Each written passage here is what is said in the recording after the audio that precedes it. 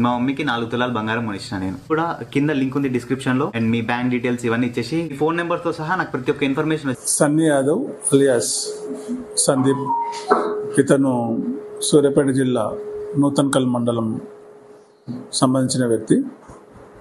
ఇతడు తన యూట్యూబ్ ఛానల్లో, ఇన్స్టాగ్రామ్లో, ఫేస్బుక్లో మొదలైన సోషల్ మీడియాలో బెట్టింగ్ యాప్స్కి సంబంధించి ప్రమోట్ చేస్తున్నాడు.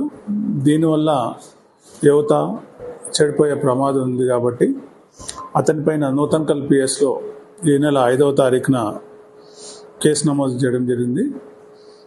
అతన్ని అరెస్ట్ చేసేది ఉంది. ప్రస్తుతం అతడు అబ్స్కాండింగ్లో ఉన్నాడు. ఇతడు బైక్ రైడర్,